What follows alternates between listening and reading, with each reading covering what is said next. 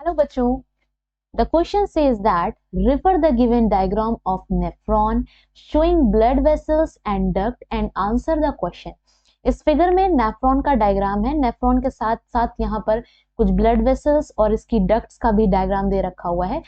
आपसे क्वेश्चन पूछा गया है which structure have an ability to produce the concentrated urine. इनमें से कौन सा ऐसा स्ट्रक्चर है जो कि यूरिन को कंसंट्रेट करता है। ठीक है, तो ये सारे के सारे स्ट्रक्चर्स को हम एक एक बार स्टडी कर लें तो हमें पता चल जाएगा कि कौन सा स्ट्रक्चर है जो कंसंट्रेट यूरिन बनाता है। ठीक है, तो अब इस क्वेश्चन का मेन कॉन्सेप्ट समझते हैं।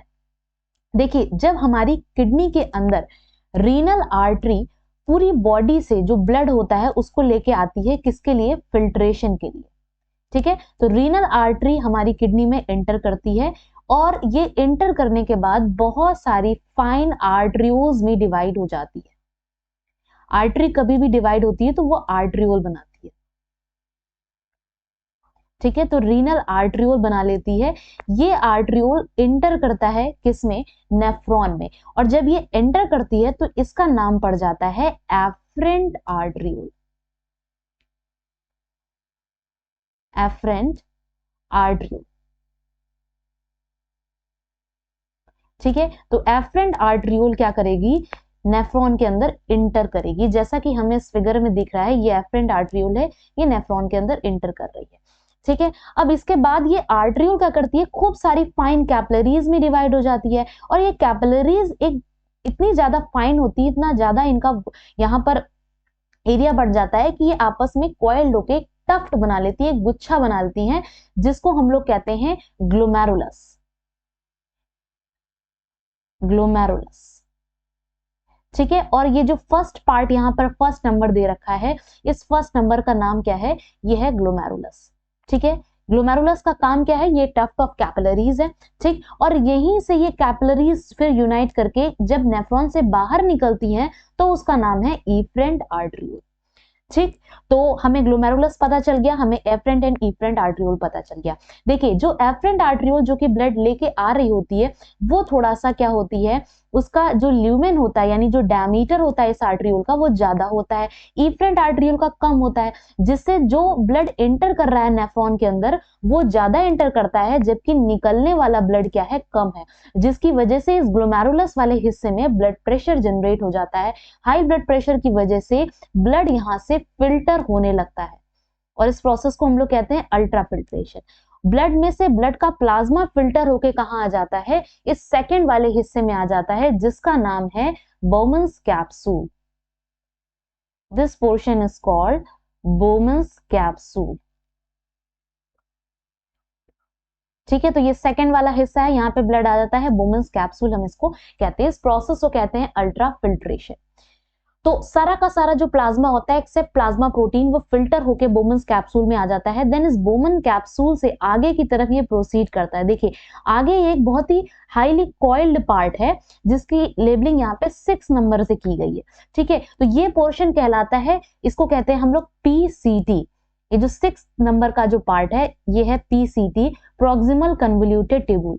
यहाँ पर क्या होता है? इस हिस्से में जो भी प्लाज्मा में प्रेजेंट जितने भी न्यूट्रिएंट है, just like glucose, water, amino acid, ये सारे न्यूट्रिएंट इस 6 वाले पोर्शन यानी पीसीटी में एब्जॉर्ब हो जाते हैं। उसके बाद पीसीटी के बाद ये फिल्ट्रेट ट्रांसफर हो जाता है हमारे लूप ऑफ हेनले को या हेनलेज लूप को। हेनलेज लूप आपको यहाँ पर एक येलो कलर का यू शेप ट्यूब दिख रही है, दिस वन। ठीक, इसको बोलते हैं लूप ऑफ हेनले या हेनलेज लूप। इसमें हमारे पास 2 पार्ट है, एक है थर्ड वाला पार्ट, एक है फोर्थ वाला पार्ट। थर्ड वाला पार्ट ये आगे का इंटीरियर पार्ट है जिससे जो फिल्ट्रेट है वो नीचे की तरफ उतर रहा है, इसलिए इस थर्ड वाले हिस्से का नाम है, this one is called descending room limb. Descending limb of loop of Henle. Descending limb of loop of Henle. ठीक है, अब उसके बाद डिसेंडिंग लिम्ब के बाद ये जो येलो वाला पोर्शन ऐसे रिवर्स होके ये फोर्थ वाला पार्ट ऊपर की तरफ चढ़ रहा है। देखिए, फिल्ट्रेट ऊपर की तरफ चढ़ रहा है इस फोर्थ वाले पार्ट में, तो इस फोर्थ वाले पार्ट का नाम है ascending limb. This one is called ascending limb of loop of Henle। ठीक है, उसके बाद इस असेंडिंग लिम्ब के बाद आपको दिख रहा है कि ये फिल्ट्रेट किधर जा रहा है, 7th पार्ट में जा रहा है, and this 7th part is called DCT, distal convoluted tubule, और डिस्टल कन्वोल्यूटेड टिब्यूल से ये फाइनली 8th वाले पार्ट में जा रहा है, और यहाँ पर जो पार्ट है उसका नाम है कलेक्टिंग डक्ट, जो कि यूरिन को, जब यूरिन बन जाता है उसको क्या करती है, कलेक्ट कर लेती है, इसीलिए इसका नाम है कलेक्टिंग डक्ट या कलेक्टिंग ट्यूब। ठीक, अब देखें एक हिस्सा रह गया है, वो है ये 5th वाला पोर्शन। ये 5th वाला पोर्शन क्या है, जब ये एफरेंट आर्ट्रियोल जो कि नेफ्रॉन से निकलती है तो बहुत सारा एक कैपिलरी का नेटवर्क बना लेती है, और इस नेटवर्क को हम लोग कहते हैं पेरिट्यूबुलर कैपिलरीज, क्योंकि ये पूरे ट्यूबुलर पार्ट को क्या कर लेती है, कवर कर लेती है, इसलिए हम इसको बोलते हैं पेरिट्यूबुलर कैपिलरीज। और पेरिट्यूबुलर कैपिलरीज का वो हिस्सा जो कि हेनलेज लूप के पैरेलल चल रहा है, इस तरीके से ये भी यू शेप्ड आपको एक कलर्ड पोर्शन दिख रहा है, इस पोर्शन की लेबलिंग यहाँ पे 5 नंबर से की है, और इसको हम लोग कहते हैं वासा रेक्टा।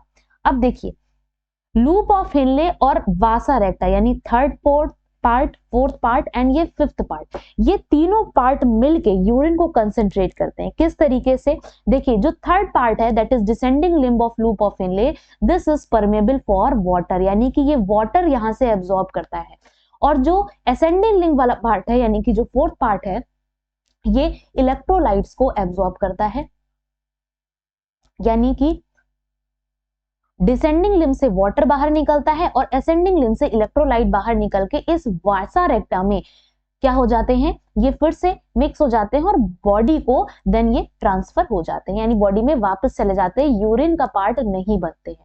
तो इस तरीके से वाटर, इलेक्ट्रोलाइट हमारे लूप ऑफ हेनले से यहाँ से ये ट्रांसफर होके किस में चले जाते हैं, वासा रेक्टा में। तो इस तरीके से जैसे जैसे फिल्ट्रेट 3rd वाले यानी डिसेंडिंग लिम्ब से नीचे की तरफ बढ़ता है, ये इसमें से वाटर निकलता जाता है, और 4th वाले हिस्से में जैसे जैसे ये ऊपर चढ़ता है इससे इलेक्ट्रोलाइट निकल के वासा रेक्टा में चले जाते हैं। यानी ये 3 बहुत ही इंपॉर्टेंट हमारे पार्ट हैं जिनका रोल है यूरिन को कंसंट्रेट करने में। मेनली तो लिम्स हैं दोनों लूप ऑफ हेनले की, descending and ascending limb, but इसके साथ साथ वासा रेक्टा भी बहुत इंपॉर्टेंट रोल प्ले करती है, क्योंकि जो भी चीजें यहाँ से एब्जॉर्ब होती है वो वासा रेक्टा में चली जाती है। ठीक है, तो हमारा जो आंसर जाएगा वो 3rd, 4th एंड 5th वाला जो भी ऑप्शन होगा वो जाएगा। ठीक है, देखिए फर्स्ट ऑप्शन है 1st, 2nd एंड 3rd, तो 1st, 2nd एंड 3rd आपको पता है, फर्स्ट क्या है यहाँ पे ग्लोमेरुलस, फिर 2nd है बोमन्स कैप्सूल, और 3rd वाला पार्ट पोर्शन क्या है, डिसेंडिंग लिम्ब। ठीक है, तो ये ऑप्शन नहीं होगा। यस, बी वाला ऑप्शन हमको मिल गया 3rd, 4th एंड 5th, जो कि बता रहा है descending limb, ascending limb and वासा रेक्टा को। 6, 7, 8 ये भी नहीं होगा, कलेक्टिंग डक्ट इसमें इंक्लूड है, और दोनों PCT, DCT इंक्लूड है, और 2nd, 4th एंड 7th भी नहीं हो पाएगा। ठीक है, तो हमारा आंसर, फाइनल आंसर हमें क्या मिल गया, फाइनल आंसर हमें मिल गया है हमारा ऑप्शन बी, जिसमें 3rd portion that is descending limb, 4th portion that is ascending limb of loop of Henle, और इसके साथ साथ 5th पार्ट यानी वासा रेक्टा, ये तीनों मिलके यूरिन को क्या करते हैं, कंसेंट्रेट करते हैं। So I hope you got your answer.